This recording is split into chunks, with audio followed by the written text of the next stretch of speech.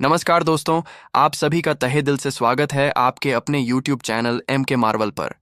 आज की इस बेहद ज़रूरी और बड़ी खबर में हम बात करने जा रहे हैं उन लाखों पेंशन धारकों के लिए जो लंबे समय से एक अच्छी खबर का इंतजार कर रहे थे।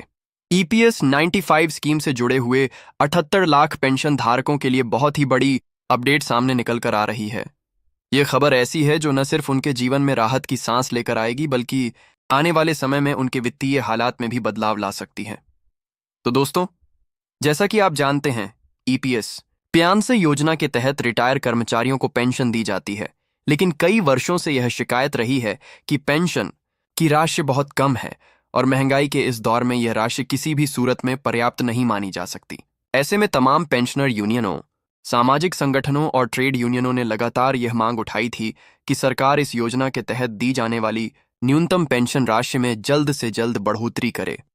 और अब इस दिशा में एक बहुत ही महत्वपूर्ण और सकारात्मक कदम सामने आया है। संसद की स्थायी समिति, जिसने श्रम मंत्रालय के समक्ष इस मुद्दे को गंभीरता से उठाया है, उसने सिफारिश की है कि ईपीएस पेंशन धारकों की न्यूनतम पेंशन राशि को बढ़ाकर 4700 रुपये प्रतिमाह किया जाए। साथ ही पेंशन के साथ डीए यानी महंगाई भत्ता भी जोड़ा जाए ताकि बढ़ती महंगाई के बीच पेंशनर्स को थोड़ी राहत मिल सके। यह समिति कोई छोटी मोटी संस्था नहीं है, बल्कि यह सीधे संसद से जुड़ी हुई वह समिति है जो सरकार को सुझाव और सिफारिशें देती है और अक्सर उन पर अमल भी होता है। तो दोस्तों, आप सोच रहे होंगे कि यह कब से लागू होगा और क्या यह सभी पेंशन धारकों पर लागू होगा या फिर कुछ खास श्रेणियों पर ही इसका असर पड़ेगा। तो आपको बता दें कि इस पूरी प्रक्रिया को अब सरकार ने तीसरी पार्टी के जरिए समीक्षा के लिए भेज दिया है।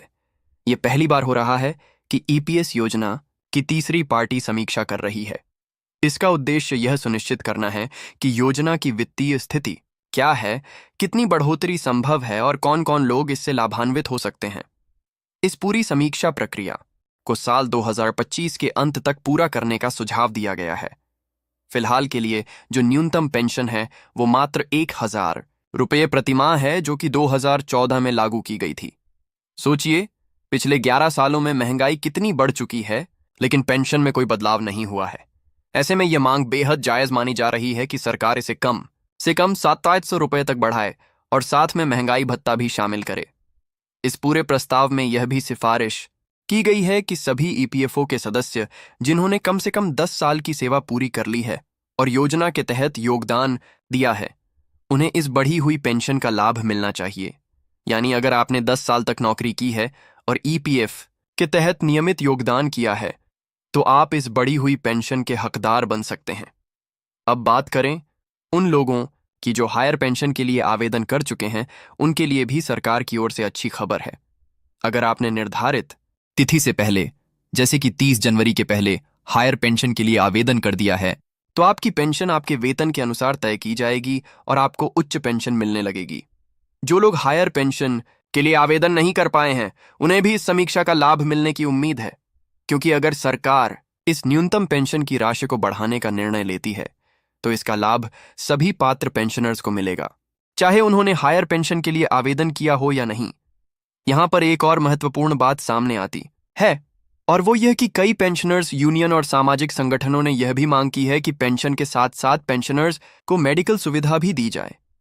जैसे कि सरकारी कर्मचारियों को CGHS central government health scheme के तहत मेडिकल सुविधा दी जाती है, उसी तरह ईपीएस योजना से जुड़े पेंशन धारकों को भी एक मेडिकल स्कीम के अंतर्गत स्वास्थ्य लाभ दिया जाए।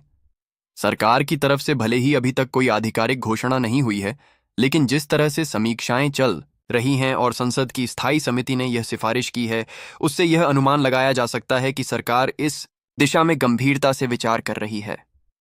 सरकार को यह भी समझ में आने लगा है कि यदि बुजुर्गों को ठीक से पेंशन नहीं मिलेगी तो वे आर्थिक तंगी में जीने को मजबूर हो जाएंगे और यह सामाजिक रूप से एक बहुत बड़ा प्रश्न बन जाएगा। ऐसे में सरकार की तरफ से यह प्रयास हो रहा है कि एक स्थायी समाधान निकाला जाए और पेंशनर्स को एक न्यूनतम मानवीय जीवन स्तर सुनिश्चित किया जाए। मीडिया रिपोर्ट्स और अंदरूनी सूत्रों की माने तो पेंशन राशि को लेकर कई प्रस्तावों पर चर्चा चल रही है। कुछ रिपोर्ट्स में यह कहा गया है कि सरकार 3,000 रुपए की न्यूनतम पेंशन पर भी विचार कर रही है, जबकि कुछ रिपोर्ट्स में कहा गया है कि 4,500 रुपए और 7,500 रुपए के प्रस्तावों पर ज्यादा गंभीरता से चर्चा हो रही है।